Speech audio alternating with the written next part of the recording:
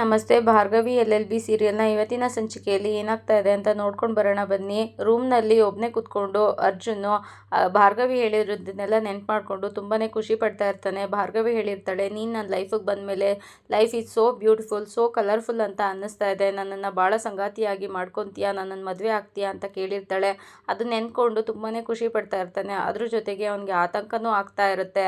ನಾನು ಯಾರು ಅಂತ ನಿಮಗೆ ಗೊತ್ತಿಲ್ಲದೇ ನನ್ನನ್ನು ಇವಾಗ ತುಂಬಾ ಇಷ್ಟಪಡ್ತಾ ಇದ್ದೀರಾ, ಆದರೆ ಮುಂದೊಂದು ದಿನ ನಾನು ಯಾರು ಅಂತ ಗೊತ್ತಾದಮೇಲೆ ನಿಮಗೆ ನನ್ನ ಬಗ್ಗೆ ಇದೇ ರೀತಿ ಭಾವನೆ ಇರುತ್ತಾ, ಅಥವಾ ಪರಿಸ್ಥಿತಿಗೆ ಕಟ್ಟಿಬಿದ್ದು ನಾನು ಈ ಥರ ಮಾಡಿದೆ ಅಂತ ನಿಮ್ಗೆ ಅರ್ಥ ಆಗಿ ನನ್ನನ್ನು ಒಪ್ಕೊತೀರಾ ನೀವು ಅಂತ ಯೋಚನೆ ಮಾಡ್ತಾ ಕೂತಿರ್ತಾನೆ. ಅಲ್ಲಿಗೆ ಬೃಂದ ಬಂದು ಅರ್ಜುನ್ ಅರ್ಜುನ್ ಅಂತ ಕರೀತಾಳೆ. ಆದರೆ ಅವನ ಕನಸಲ್ಲೇ ಮುಳುಗೋಗಿರ್ತಾನೆ. ಆದರೆ ಅವಳು ಬೃಂದ ಮತ್ತೆ ಅರ್ಜುನ್ ಅರ್ಜುನ್ ಅಂತ ಕರೆದ್ಬಿಟ್ಟು ಚಿಟಿಕೆ ಹೊಡಿತಾಳೆ. ಆವಾಗ ಅದಕ್ಕೆ ಹೇಳಿ ಅದಕ್ಕೆ ಯಾವಾಗ ಬಂದ್ರಿ ಅಂತ ಕೇಳೋದಕ್ಕೆ, ನಾನು ಆವಾಗಲೇ ಬಂದೆ, ನೀನು ಕನಸು ಕಾಣ್ತಾ ಕೂತಿದ್ಯಲ್ಲ, ಯೋಚನೆ ಮಾಡ್ತಾ ಇದೆಯಲ್ಲ, ಆವಾಗಲೇ ಬಂದೆ, ಯಾಕೋ ಸ್ವರ್ಗೋಗ್ಬಿಟ್ಟಿದ್ಯಾ, ಯೋಚನೆನ ಯಾಕೆ ಬೇಜಾರಾಗ್ತಾ ಇದೆಯಾ ಅಂತ ಕೇಳಿದ್ಕೆ, ನನಗೆ ಯಾಕೆ ಬೇಜಾರದಕ್ಕೆ, ನನಗೇನು ಆಗಿಲ್ಲ, ಯಾಕೆ ಕೇಳ್ತಾ ಇದ್ದೀರಾ ಅಂತ ಕೇಳಿದ್ಕೆ, ನನಗೆ ಅರ್ಥ ಆಗುತ್ತೆ, ನೀನು ನನಗೆ ಹರ್ಟ್ ಮಾಡಿದ್ಯಾ ಅಂತ ತಾನೇ ನಿನ್ನ ಫೀಲಿಂಗು, ಏನೂ ಆಗಲ್ಲ, ಅವಳ ಹತ್ರ ಒಂದು ಸಾರಿ ಕೇಳಿಬಿಡು, ಅವಳು ನಿನ್ನನ್ನು ಹುಚ್ಚಿ ಥರ ಪ್ರೀತಿಸ್ತಾಳೆ, ಹಾಗಾಗಿ ಅವಳು ಏನೂ ಅಂದ್ಕೊಳ್ಳಲ್ಲ, ಒಂದು ಸಲ ಸಾರಿ ಕೇಳು, ಅವಳ ಹತ್ರ ಎಲ್ಲ ಸರಿ ಹೋಗುತ್ತೆ, ಅವಳು ಮುಂದೊಂದು ದಿನ ನೀನು ಹೆಂಡತಿಯಾಗಿ ಈ ಮನೆಗೆ ಬರೋಳು, ಅವಳು ಏನೂ ಅಂದ್ಕೊಳ್ಳಲ್ಲ, ತೊಂದರೆ ಇಲ್ಲ, ನೀನು ಸಾರಿ ಕೇಳು ಅಂತ ಕೇಳಿದ್ಕೆ, ನಾನು ಯಾಕೆ ಸಾರಿ ಕೇಳಲಿ,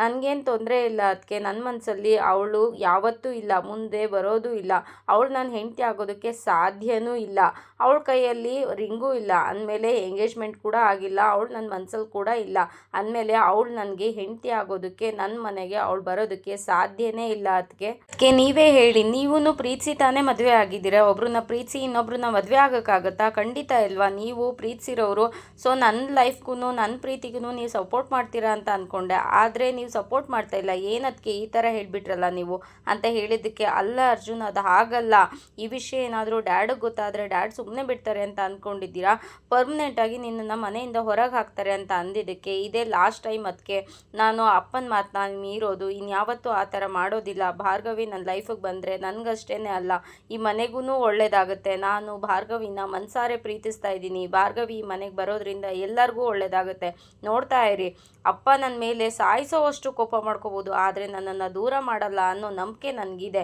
ಖಂಡಿತ ಅವ್ರು ನನ್ನನ್ನು ದೂರ ಮಾಡಲ್ಲ, ನೀವು ನೋಡ್ತಾ ಇರಿ, ಭಾರ್ಗವಿ ಬರೋದ್ರಿಂದ ಎಲ್ಲರಿಗೂ ಎಲ್ಲದಕ್ಕೂ ಒಳ್ಳೆಯದಾಗುತ್ತೆ ಅಂತ ಹೇಳಿದ್ದಕ್ಕೆ ಬೃಂದಾಗೆ ಕೋಪ ಬರುತ್ತೆ. ಅದೇ ರೀತಿ ಕೋಪನ ತೋರಿಸ್ಕೊಳಕ್ಕಾಗ್ದೇ ಹಾಗೆ ಸ್ಮೈಲ್ ಮಾಡಿಕೊಂಡು ಅಲ್ಲಿಂದ ಹೋಗ್ತಾಳೆ. ಫೋನ್ನ ಚಾರ್ಜ್ಗೆ ಹಾಕಿ ಆ ಕಡೆ ಹೋಗಿರ್ತಾಳೆ. ಆವಾಗ ವಿಕ್ಕಿ ಫೋನ್ ಮಾಡ್ತಾನೆ, ಫೋನ್ ರಿಂಗ್ ಆಗ್ತಾ ಇರುತ್ತೆ, ರಿಸೀವ್ ಮಾಡೋದಿಲ್ಲ. ಆವಾಗ ಅಲ್ಲಿ ಅವ್ರ ಅಮ್ಮ ಇರ್ತಾರೆ, ಅವ್ರ ಅಮ್ಮ ಬಂದು ನೋಡ್ತಾರೆ, ಈ ವಿಕ್ಕಿ ಫೋನ್ ಮಾಡ್ತಾ ಇದ್ದಾನಲ್ಲ ಅಂತ ಅಂದ್ಬಿಟ್ಟು ರಿಸೀವ್ನ ಮಾಡೋದಿಲ್ಲ. ಮತ್ತು ಯಾಕೆ ರಿತು ನನ್ನ ಫೋನ್ನ ರಿಸೀವ್ ಮಾಡ್ತಾ ಇಲ್ಲ, ಡಿಸ್ಕನೆಕ್ಟ್ ಮಾಡ್ತಾ ಇದ್ದಾಳಲ್ಲ ಅಂತ ಅಂದ್ಬಿಟ್ಟು ಮತ್ತೆ ನೋಡಿ ಮತ್ತೆ ವಿಕ್ಕಿ ಕಾಲ್ ಮಾಡ್ತಾನೆ. ಆವಾಗ ಫೋನ್ ರಿಂಗ್ ಆಗುತ್ತೆ. ಅವರು ಈ ವಿಕ್ಕಿಯಿಂದ ನನ್ನ ಮಗಳನ್ನ ಹೇಗಪ್ಪ ಕಾಪಾಡ್ಕೊಳ್ಳೋದು ಅಂತ ಅಂದ್ಬಿಟ್ಟು ಫೋನ್ನ ರಿಸೀವ್ ಮಾಡ್ತಾರೆ. ಆಗ ಯಾಕೆ ಬಂಗಾರ ನನ್ನ ಫೋನ್ನ ರಿಸೀವ್ ಮಾಡ್ತಾ ಇಲ್ಲ, ಯಾಕೆ ಡಿಸ್ಕನೆಕ್ಟ್ ಮಾಡ್ತಾ ಇದೆಯಾ ಅಂತ ವಿಕ್ಕಿ ಕೇಳ್ತಾನೆ. ಅದಕ್ಕೆ ಅವರಮ್ಮ ಅಂದರೆ ರಿತು ಅವರಮ್ಮ, ಯಾವ ಚಿನ್ನನೂ ಇಲ್ಲ, ಯಾವ ಬಂಗಾರನೂ ಇಲ್ಲ, ಯಾವ ರನ್ನನೂ ಇಲ್ಲ, ಇಲ್ಲಿ ನೀನು ಯಾಕೋ ಫೋನ್ ಮಾಡ್ತಾ ಇದೀಯಾ, ನನ್ನ ಮಗಳ ಹಿಂದೆ ಯಾಕೋ ಬಿದ್ದಿದೆಯಾ ಅಂತ ಕೇಳಿದ್ದಕ್ಕೆ, ಇಲ್ಲ ಆಂಟಿ ನೀವು ನನ್ನನ್ನು ತಪ್ಪು ತಿಳ್ಕೊಂಡಿದ್ದೀರಾ, ನಾನು ಆ ಥರ ಹುಡುಗ ಅಲ್ಲ ಅಂತ ಹೇಳಿದ್ದಕ್ಕೆ, ಹೌದಪ್ಪ ನಿನ್ನ ಬಗ್ಗೆ ನಾವು ತಪ್ಪು ತಿಳ್ಕೊಂಡಿದ್ದೀವಿ, ನಾವು ಅಂದ್ಕೊಂಡಿದ್ದಕ್ಕಿನ್ನೂ ಇನ್ನೂ ಜಾಸ್ತಿ ಕೆಟ್ಟವನು ನೀನು ಅಂತ ನಮಗೆ ಗೊತ್ತು, ಆದರೆ ನನ್ನ ಮಗಳು ಸುದ್ದಿಗೆ ಬರಬೇಡ, ನೀನು ಊರಲ್ಲಿರೋ ಹೆಣ್ಮಕ್ಳನ್ನೆಲ್ಲ ಹಾಳು ಮಾಡಿದ್ದಾಯಿತು, ಇವಾಗ ನನ್ನ ಮಗಳು ಸುದ್ದಿಗೆ ಬಂದಿದೆಯಾ, ನನ್ನ ಮಗಳು ಸುದ್ದಿಗೆ ಬರಬೇಡ ಅಂತ ಹೇಳಿದ್ದಕ್ಕೆ, ಅಲ್ಲ ಆಂಟಿ ನಾನು ಆ ಥರ ಅಲ್ಲ ಆಂಟಿ, ಈ ಕೇಸ್ ಒಂದು ವಿಷಯ ಮುಗಿದ್ಬಿಡ್ಲಿ, ಅದಾದಮೇಲೆ ನಿಮಗೇ ಗೊತ್ತಾಗುತ್ತೆ, ನಾನು ಅಷ್ಟು ಕೆಟ್ಟವನಲ್ಲ ಅಂತ ಅಂದ್ಬಿಟ್ಟು ನಿಮಗೆ ಅರ್ಥ ಆಗುತ್ತೆ ಅಂದಿದ್ದಕ್ಕೆ, ನನ್ನ ಮಗಳು ಸುದ್ದಿಗೆ ಮಾತ್ರ ಬರಬೇಡ, ಏನಾದ್ರು ನನ್ನ ಮಗಳು ಸುದ್ದಿಗೆ ಬಂದರೆ ನಮ್ಮ ಮನೆಯವರಂತೂ ನಮ್ಮ ಯಜಮಾನ್ರಂತೂ ನಿನ್ನನ್ನು ಸುಮ್ಮನೆ ಬಿಡಲ್ಲ ಅಂತ ಹೇಳಿದ್ದಕ್ಕೆ ವಿಕ್ಕಿ ಹಾಗಲ್ಲ ಆಂಟಿ ಅಂತ ಹೇಳ್ತಿರ್ತಾನೆ. ಆದರೆ ಅವರು ಫೋನ್ ಕಟ್ ಮಾಡಿಬಿಡ್ತಾರೆ. ಫೋನ್ ಕಟ್ ಆದಮೇಲೆ ವಿಕ್ಕಿ, ಅಲ್ಲ ಏನು ಇವ್ರ ಯಜಮಾನ್ರು ಜೇಮ್ಸ್ ಬಾಂಡು, ಮದುವೆ ಆದಮೇಲೆ ನೋಡ್ಕೊತೀನಿ, ಬಿಟ್ಟರೆ 4 ಗೂಸ ಬಿದ್ದೋಗ್ತಾನೆ ಅಲ್ಲೇ, ನನಗೇನೆ ಹೇಳೋಕ್ಕೆ ಬರ್ತಾರೆ ಇವರು ಅಂತ ಅಂದ್ಬಿಟ್ಟು ಆ ಕಡೆ ಹೋಗ್ತಾನೆ.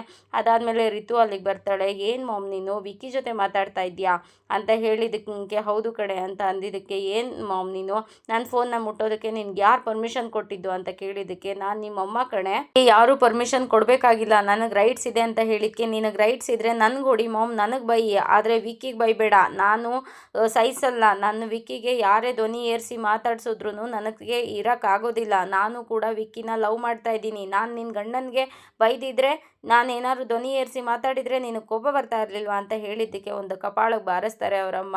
ನನ್ನ ಗಂಡನ ಬಗ್ಗೆ ಮಾತಾಡಬೇಡ ನೀನು, ಯಾವುದೋ ಹುಡುಗಿ ಜೊತೆ ಅಸಭ್ಯವಾಗಿ ನಡ್ಕೊಂಡಿರೋ ಹುಡುಗನ ಜೊತೆಗೆ ನನ್ನ ಗಂಡನ್ನ ಕಂಪೇರ್ ಮಾಡ್ತೀಯ ಅಂತ ಹೇಳಿದ್ದಕ್ಕೆ, ಇಲ್ಲ ಮಾಮ್, ನನ್ನ ಬಗ್ಗೆ ನೀವು ಆ ಥರ ಎಲ್ಲ ತಿಳ್ಕೊಬೇಡಿ, ನಾನು 18+ ಆಗಿದೆ, ನಾನು ನನ್ನ ಡಿಸಿಷನ್ನ ನಾನು ತೊಗೊಳ್ಬಲ್ಲೆ, ನೀವು ಹದ್ ಮೀರ್ತಾ ಇದ್ದೀರಾ, ನೀವು ಆ ಥರ ಎಲ್ಲ ಮಾತಾಡಬೇಡಿ, ತುಂಬ ಒಳ್ಳೆಯವನು ಅಂತ ಹೇಳಿದ್ದಕ್ಕೆ, ಇಲ್ಲ ಕಣೆ ಅವನು ಕೆಟ್ಟವನು, ಅವನ ಬಗ್ಗೆ ಯಾಕೆ ನಿನ್ಗೆ ಅರ್ಥ ಆಗ್ತಾ ಇಲ್ಲ, ಮುಂದೊಂದು ದಿನ ಅವನ ಜೊತೆ ನೀನು ಬಾಳಿ ಬದುಕಬೇಕಾದವಳು, ಅಂಥವನ ಜೊತೆಗೆ ನೀನು ಹೋದರೆ ನಿನ್ನ ಜೀವನ ಹಾಳಾಗುತ್ತೆ ಅಂತ ಹೇಳಿದ್ದಕ್ಕೆ, ಇಲ್ಲ ಮಾಮ್, ನನ್ನ ಜೀವನ ಹಾಳಾಗೋದಿಲ್ಲ, ನಾನು ವಿಕ್ಕಿ ಜೊತೆನೇ ಬದುಕೋದು, ಮುಂದೊಂದು ದಿನ ಅವನೇ ನಿಮ್ಮ ಅಳಿಯ ಆಗೋದು, ಅದನ್ನು ಅರ್ಥ ಮಾಡ್ಕೊಳ್ಳಿ, ಮುಂದೊಂದು ದಿನ ಅವ್ನು ನಿಮಗೆ ಅಳಿಯನಾಗಿ ಬಂದಾಗ ನೀವು ಅದನ್ನು ಪಶ್ಚಾತ್ತಾಪ ಪಡಬೇಕಾಗತ್ತೆ, ಇವಾಗಿಂದನೇ ಅವನ ಜೊತೆ ಚೆನ್ನಾಗಿರೋದನ್ನ ಕಲ್ತ್ಕೊಳ್ಳಿ ಮಾಮ್ ಅಂತ ಹೇಳ್ತಾಳೆ. ಅದಕ್ಕೆ ಏನೇ ಆಗಿದೆ ರೀತು, ನಿನಗೆ ಒಳ್ಳೆ ಬುದ್ಧಿ ಕಲಿಯೇ, ಚೆನ್ನಾಗಿ ಓದಿ ಜೀವನದಲ್ಲಿ ಮುಂದೆ ಬರೋದನ್ನ ನೋಡು, ಅದನ್ನು ಬಿಟ್ಟು ಆ ವಿಕ್ಕಿ ಹಿಂದೆ ಹೋಗಿ ಯಾಕೆ ನಿನ್ನ ಜೀವನ ಹಾಳು ಮಾಡ್ಕೋತೀಯ ಅಂತ ಹೇಳಿದ್ದಕ್ಕೆ, ಇಲ್ಲ ಮಾಮ್, ನನ್ನ ಜೀವನ ಹಾಳಾಗೋದಿಲ್ಲ, ಅವನ ಜೊತೆ ಇದ್ದರೆ ವಿಕ್ಕಿ ತುಂಬಾ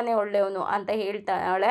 ನೀನು ಏನಾದರೂ ಮಾಡ್ಕೊ ಅಂತ ಅಂದ್ಬಿಟ್ಟು ಅವರಮ್ಮ ಅಲ್ಲಿಂದ ಹೊರಟೋಗ್ತಾರೆ. ಆವಾಗ ಇಲ್ಲ ಮಾಮ್, ವಿಕ್ಕಿ ತುಂಬ ಒಳ್ಳೆಯವನು, ಅವನು ಒಳ್ಳೆಯವನು ಅಂತ ಅಂದ್ಬಿಟ್ಟು ನಾನು ನಿಮ್ಗೆಲ್ಲರಿಗೂ ತೋರಿಸ್ತೀನಿ, ಆವಾಗ ನೀವು ಅವನ್ನ ಒಪ್ಕೊಳ್ದೇ ಚಾನ್ಸೇ ಇರೋದಿಲ್ಲ, ಆಪ್ಷನ್ನೇ ಇರಲ್ಲ ನಿಮಗೆ ಅಂತ ಅಂತಾಳೆ. ಅಲ್ಲಿ ಒಂದು ಹುಡುಗಿ ನಡ್ಕೊಂಡು ಹೋಗ್ತಾ ಇರ್ತಾಳೆ, ಒಬ್ಬ ಕಾರ್ನಲ್ಲಿ ಬಂದು ಅವಳನ್ನ ಕಿಡ್ನಾಪ್ ಮಾಡ್ತಾರೆ. ಇಲ್ಲಿ ಪಿಗೆ ಅವನ ಅಸಿಸ್ಟೆಂಟ್ ಬಂದು, ಹೌದು ಸರ್, ಭಾರ್ಗವಿ ಮತ್ತೆ ಕೇಸಿಗೆ ಬಂದಿದ್ದಾಳೆ, ಮತ್ತೆ ಕೋರ್ಟಿಗೆ ಬಂದಿದ್ದಾಳೆ, ನೀವು ಹೇಳಿದ್ದೇ ನಿಜ ಆಯಿತು ಸರ್, ಮತ್ತೆ ಸಂಧ್ಯಾ ಮತ್ತೆ ವಾಪಸ್ ಬಂದಿದ್ದಾಳೆ ಅಂತ ಹೇಳಿದ್ದಕ್ಕೆ, ಏನು ಸಂಧ್ಯಾ ಮತ್ತೆ ವಾಪಸ್ ಬಂದಿದ್ದಾಳ ಅಂತ ಅಂದಿದ್ದಕ್ಕೆ, ಹೌದು ಸರ್, ಆದರೆ ಭಾರ್ಗವಿ ಈ ಸಲ ಅವಳನ್ನ ಕರೆಸಿಲ್ಲ, ಯಾರೋ ಬೇರೆ ವ್ಯಕ್ತಿ ಅವಳನ್ನ ಒಪ್ಪಿಸಿ ಕರೆಸಿದ್ದಾರೆ ಸರ್ ಅಂತ ಹೇಳಿದ್ದಕ್ಕೆ, ಹೌದು, ನಾನು ಅಂದ್ಕೊಂಡಂಗೆ ಆಯಿತು, ಭಾರ್ಗವಿ ಮತ್ತೆ ಕೋರ್ಟಿಗೆ ಬಂದಿದ್ದಾಳೆ ಅಂದರೆ ಮತ್ತೆ ಹಾರಾಡೋದಕ್ಕೆ ಶುರು ಮಾಡ್ತಾಳೆ, ಏನಾಗ್ತಾ ಇದೆ ಇಲ್ಲಿ, ಆ ಭಾರ್ಗವಿಗೆ ಎಷ್ಟೇ ಬುದ್ಧಿ ಕಲಿಸಿದ್ರು ಮತ್ತೆ ವಾಪಸ್ ಬರ್ತಾ ಇದ್ದಾಳಲ್ಲ ಅಂತ ಅಂದಿದ್ದಕ್ಕೆ, ಹೌದು ಸರ್, ಅವಳು ಮತ್ತೆ ಕೇಸ್ ತೊಗೊಂಡಿದ್ದಾಳೆ ಸರ್, ಕೋರ್ಟಲ್ಲಿ ಅವಳೇ ಕಾಣಿಸ್ಕೊತಾ ಇದ್ದಾಳೆ ಅಂತ ಹೇಳೋ ಅಷ್ಟರೊಳಗಡೆ ಅಲ್ಲಿಗೆ ರಿತು ಬರ್ತಾಳೆ. ದೊಡ್ಡಪ್ಪ ನಿಮ್ಮ ಜೊತೆ ಸ್ವಲ್ಪ ಮಾತಾಡಬೇಕು ಅಂತ. ಆಗ ಆ ಅಸಿಸ್ಟೆಂಟ್ಗೆ ಅವರು ಕಣ್ಣು ಸನ್ನೆ ಮಾಡ್ತಾರೆ. ಆವಾಗ ಅಸಿಸ್ಟೆಂಟು ಹೊರಗೆ ಹೋಗ್ತಾನೆ. ಆವಾಗ ರಿತು JP ಮುಂದೆ ಬಂದು ನಿಂತ್ಕೊಂಡು, ದೊಡ್ಡಪ್ಪ, ನೀವು ವಿಕ್ಕಿನ ನನ್ನ ಜೊತೆಗೆ ಮದುವೆ ಮಾಡಿಸ್ತೀನಿ ಅಂತ ಹೇಳಿದ್ದೀರಾ, ಅದು ನಿಮಗೂ ಗೊತ್ತು, ನಾನು ವಿಕ್ಕಿನ ಲವ್ ಮಾಡ್ತಾ ಇದ್ದೀನಿ, ಅದು ನಿಮಗೆ ಗೊತ್ತು, ಆದರೆ ಅಪ್ಪ ಅಮ್ಮ ಅವನಿಗೆ ಮರ್ಯಾದೆ ಕೊಡ್ತಾ ಇಲ್ಲ, ನಾನು ಮದುವೆ ಆಗೋ ಹುಡುಗಂಗೆ ಮರ್ಯಾದೆ ಸಿಗ್ತಾ ಇಲ್ಲ ಅನ್ನೋದನ್ನು ಸಹಿಸ್ಕೊಳಕ್ಕೆ ಆಗ್ತಾ ಇಲ್ಲ ದೊಡ್ಡಪ್ಪ, ಆದಷ್ಟು ಬೇಗ ಈ ಕೇಸ್ನ ಗೆದ್ದು ನೀವು ನನ್ನ ವಿಕ್ಕಿನ ಮದುವೆ ಮಾಡಿಸಿ ದೊಡ್ಡಪ್ಪ ಅಂತ ಹೇಳಿದ್ದಕ್ಕೆ, ಏನು ರೀತು ನೀನು, ನಮ್ಮ ತಲೆನೇ ಆಲ್ರೆಡಿ ಕೇಸಲ್ಲಿ 12 ಆಣಿಯಾಗಿದೆ, ಅದ್ರ ಮಧ್ಯದಲ್ಲಿ ನಿಮ್ಮದು ಬೇರೆ, ನಾನು ಆದಷ್ಟು ಬೇಗ ಕೇಸ್ನ ಗೆಲ್ತೀನಿ, ಆದರೆ ಅಲ್ಲಿವರೆಗೂ ಸುಮ್ಮನೆ you better concentrate on your studies, ಹೋಗು ಅಂತ ಅಂದ್ಬಿಟ್ಟು ಕಳಿಸ್ತಾರೆ. ಯಾವುದೋ ಹುಡುಗಿನ ಕಿಡ್ನಾಪ್ ಮಾಡಿರ್ತಾರಲ್ಲ, ಅವರು ಇಲ್ಲಿಗೆ ಕರ್ಕೊಂಡು ಬಂದು ಆ ಹುಡುಗಿನ ಬಿಟ್ಬಿಟ್ಟು ಡೋರ್ನ ಲಾಕ್ ಮಾಡಿಕೊಂಡು ಒಳಗಡೆ ಬಿಟ್ಬಿಟ್ಟು ಹೋಗ್ಬಿಡ್ತಾರೆ. ಅವಳು ಕಿರ್ಚಾಡ್ತಾಳೆ, ಯಾರಿದ್ದೀರಾ, ಯಾರಾದರೂ ನಂಗೆ ಹೆಲ್ಪ್ ಮಾಡಿ, ಯಾರಿದ್ದೀರಾ ಹೊರಗಡೆ, ಯಾರಿದ್ದೀರಾ, ದಯವಿಟ್ಟು ನಂಗೆ ಹೆಲ್ಪ್ ಮಾಡಿ, ನಂಗೆ ಭಯ ಆಗ್ತಾ ಇದೆ ಅಂತ ಕಿರ್ಚಾಡ್ತಾ ಇರ್ತಾಳೆ. ಅಷ್ಟರೊಳಗಡೆ ಅವಳು ಮುಂದಕ್ಕೆ ಒಂದು ಫೋನ್ ಬರುತ್ತೆ, ಅದರಿಂದ ಅವ್ರ ಅಣ್ಣಂಗೆ ಫೋನ್ ಮಾಡೋಣ ಅಂತ ಫೋನ್ ತೊಗೊತಾಳೆ. ಇಲ್ಲಿ ವಿಕ್ಕಿ ಮತ್ತು ಅವನ ಫ್ರೆಂಡ್ಸ್ ಎಲ್ಲರೂ ಚೆನ್ನಾಗಿ ಕುಡಿತಾ ಇರ್ತಾರೆ. ಅದರಲ್ಲಿ ಒಬ್ಬ ಫ್ರೆಂಡ್ಸು, ಸಾಕಂಡ್ರು, ಜಾಸ್ತಿ ಕುಡಿಬೇಡಿ ಕಂಡ್ರು ಅಂತ ಹೇಳಿದ್ದಕ್ಕೆ, ನಿನಗೆ ಬೇಡವಾ, ನೀನು ಕುಡಿಬೇಡ, ನಾವು ಕುಡಿತೀವಿ, ನೀವು ಚೆನ್ನಾಗಿರು ಅಂತ ಅಂದ್ಬಿಟ್ಟು ಇನ್ನಿಬ್ಬರು ಫ್ರೆಂಡ್ಸ್ಗೆ ವಿಕ್ಕಿ ಹೇಳ್ತಾನೆ. ಅದಕ್ಕೆ ಆ ಫ್ರೆಂಡು, ವಿಕ್ಕಿ ನಾಳೆ ನಿನಗೆ ಹಿಯರಿಂಗ್ ಇದೆ ಕಣೋ ಅಂತ ಹೇಳಿದ್ದಕ್ಕೆ, ಕೋರ್ಟು ಅದನ್ನೆಲ್ಲ ನೆನ್ಪು ಮಾಡಿಬಿಡೋ ಕಣೋ, ನಾನು ಫಾರಿನ್ ಟ್ರಿಪ್ ಎಲ್ಲ ಮಾಡಿಕೊಂಡು ಚೆನ್ನಾಗಿದ್ದವನು, ಇವಾಗ ಬರೀ ಕೋರ್ಟು ಮನೆ ಅಂತ ನನಗೂ ತಲೆ ಕೆಟ್ಟೋಗಿದೆ, ನನಗೆ ಎಷ್ಟು ನೋವಿದೆ ಗೊತ್ತಾ, ಎಷ್ಟು ದುಃಖ ಇದೆ ಗೊತ್ತಾ, ಅದನ್ನು ಮರೆಯೋದಕ್ಕೋಸ್ಕರ ನಾನು ಕುಡಿತಾ ಇದ್ದೀನಿ, ದಯವಿಟ್ಟು ನನಗೆ ಬೇರೆ ಏನು ಹೇಳಿಬಿಡ, ನಂಗೆ ತಲೆ ಕೆಟ್ಟೋಗಿದೆ, ಕುಡೀರೋ, ನೀವು ಚೆನ್ನಾಗಿ ಕುಡೀರೋ, ನಾನು ಕುಡಿತೀನಿ ಅಂತ ಅಂದ್ಬಿಟ್ಟು ಚೆನ್ನಾಗಿ ಎಂಜಾಯ್ ಮಾಡ್ತಾ ಇರ್ತಾರೆ. ಅಷ್ಟರೊಳಗಡೆ ಅವನಿಗೆ ಒಂದು ಫೋನ್ ಬರುತ್ತೆ. ರಿಸೀವ್ ಮಾಡಿಬಿಟ್ಟು, ಹೇಳು ಜೀವಿತ ಅಂತ ಅಂದ್ಬಿಟ್ಟು ಕೇಳಿದ್ದಕ್ಕೆ, ಅಣ್ಣ ನನಗೆ ತುಂಬ ಭಯ ಆಗ್ತಾ ಇದೆ ಅಣ್ಣ, ಯಾರೋ ನನ್ನನ್ನು ಇಲ್ಲಿ ಕರ್ಕೊಂಡು ಬಂದು ಕೂಡಾಕ್ಬಿಟ್ಟಿದ್ದಾರೆ ಅಣ್ಣ, ಅಣ್ಣ ಅಣ್ಣ ಅಂತ ಅಳೋದಕ್ಕೆ ಶುರು ಮಾಡ್ತಾಳೆ. ನಮ್ಮ ಜೀವಿತ, ಏನಾಯ್ತಮ್ಮ ಹೇಳಮ್ಮ, ಏನಾಯಿತು, ಎಲ್ಲಿದೆಯಾ, ಹೇಗಾಯಿತು, ಏನು ಅಂತ ಹೇಳಮ್ಮ, ಸರಿಯಾಗಿ ಹೇಳಮ್ಮ ಅಂತ ಅಂದ್ಬಿಟ್ಟು ಅವ್ರ ಅಣ್ಣ ಕೇಳ್ತಾ ಇರ್ತಾನೆ. ಅದಕ್ಕೆ ಅವಳು, ಅಣ್ಣ ನನಗೆ ಇಲ್ಲಿ ತುಂಬ ಭಯ ಆಗ್ತಾ ಇದೆ ಅಣ್ಣ, ತುಂಬ ಕತ್ಲೆ ಇದೆ, ಯಾರೋ ನನ್ನನ್ನು ಇಲ್ಲಿ ಕರ್ಕೊಂಡು ಬಂದು ಕೂಡಾಕ್ಬಿಟ್ಟಿದ್ದಾರೆ ಅಣ್ಣ, ತುಂಬ ಭಯ ಆಗ್ತಾ ಇದೆ ಅಣ್ಣ, ಬೇಗ ಬಾ ಅಣ್ಣ ಅಂತ ಕರೆದಿದ್ದಕ್ಕೆ, ಆಯ್ತಮ್ಮ ನಾನು ಬೇಗ ಬರ್ತಾ ಇದ್ದೀನಿ, ನಾನು ಇದ್ದೀನಿ, ನೀನು ಹೆದರ್ಕೋಬೇಡ, ನಾನು ಇವಾಗಲೇ ಬರ್ತಾ ಇದ್ದೀನಿ, ನೀ ಹೆದರ್ಕೋಬೇಡ, ನಾನು ಈಗಲೇ ಬರ್ತೀನಿ ಅಂತ ಹೇಳಿದ್ದಕ್ಕೆ, ಅಣ್ಣ ಪ್ಲೀಸ್ ಅಣ್ಣ, ನಂಗೆ ತುಂಬಾ ಭಯ ಆಗ್ತಾ ಇದೆ, ಬೇಗ ಬಾ ಅಣ್ಣ ಅಂತ ಅಂದ್ಬಿಟ್ಟು ಅವಳು ಹೇಳಿ ಫೋನ್ನ ಕಟ್ ಮಾಡ್ತಾಳೆ. ಇಲ್ಲಿ ವಿಕ್ಕಿ, ಏನಾಯ್ತು ಏನಾಯಿತು ಅಂತ ಕೇಳ್ತಾನೆ. ಅದಕ್ಕೆ ನಿಮ್ಮ ಹತ್ರ ಹೇಳಿ ಏನು ಪ್ರಯೋಜನ ಇಲ್ಲ, ನಾನು ನನ್ನ ತಂಗಿನ ಕಾಪಾಡ್ಕೋಬೇಕು, ನಾನು ಇಲ್ಲಿಂದ ಹೋಗ್ತೀನಿ ಅಂತ ಅಂದ್ಬಿಟ್ಟು ಅವನು ಅಲ್ಲಿಂದ ಹೊರಡ್ತಾನೆ. ರೂಮ್ನಲ್ಲಿ ಕೂತ್ಕೊಂಡು ಒಬ್ಳೇನೆ ಭಾರ್ಗವಿ ಬಗ್ಗೆ ಯೋಚನೆ ಮಾಡ್ತಾ ಇರ್ತಾಳೆ. ನನ್ನ ಲೈಫ್ನ ಕಿತ್ಕೊಳ್ಳೋದಕ್ಕೆ ಬರ್ತೀಯೇನೆ, ಹುಟ್ಟಿದಾಗಿನಿಂದನೂ ಇಲ್ಲಿವರೆಗೂ ಎಲ್ಲದನ್ನು ಕಿತ್ಕೊಂಡಿದ್ದೀಯ. ನಾನು ಹುಟ್ಟಿದಾಗ ನಾನೇ ರಾಣಿ ನಾನೇ ರಾಜ ಅನ್ನೋ ಥರ ಬದುಕ್ತಾ ಇದ್ದೆ, ಅಂಥದ್ರಲ್ಲಿ ನೀನು ಹುಟ್ಟಿದ ಮೇಲೆ ಚಿಕ್ಕೋಳು ಅಂತ ನನ್ನದನ್ನೆಲ್ಲದನ್ನು ನೀನು ಕಿತ್ಕೊಂಡೆ. ಇವಾಗ ಈ ಮನೆನೂ ಕಿತ್ಕೊಳ್ಳೋದಕ್ಕೆ ಬಂದಿದ್ದೀಯಾ. ಅಪ್ಪ ಅಮ್ಮನ್ನ ಕೇಳಿದ್ರೆ ಇದೇನಪ್ಪ ಬಡತನ ಅಂದರೆ, ಇದನ್ನು ಹೊಂದ್ಕೊಂಡು ಹೋಗಬೇಕು ಅಂತ ಅಂದ್ಬಿಟ್ಟು ಹೇಳ್ತಾರೆ. ನಂದೆಲ್ಲದನ್ನು ಕಿತ್ಕೊಂಡು ಇವಾಗ ನನ್ನ ಮನೇನ ನನ್ನ ಲೈಫ್ನ ಈ ಮನೆಗೆ ಬಂದಿರೋದನ್ನ ಎಲ್ಲದನ್ನು ಕಿತ್ಕೊಳ್ಳೋಕೆ ನಿಂತಿದ್ದೀಯಾ ನೀನು. ನಾನು ಈ ಮನೆಗೆ ತುಂಬಾ ಕಷ್ಟಪಟ್ಟು ಸೊಸೆಯಾಗಿ ಬಂದಿದ್ದೀನಿ, ನನ್ನ ಲೈಫ್ನ ಹಾಳು ಮಾಡೋದಕ್ಕೆ ಬಂದಿದ್ದೀಯಾ ನೀನು ಅರ್ಜುನ್ನ ಮದುವೆ ಆದರೆ ನನ್ನ ಲೈಫು ಹಾಳಾಗೋಗುತ್ತೆ, ನನಗೆ ತಲೆನೋವು.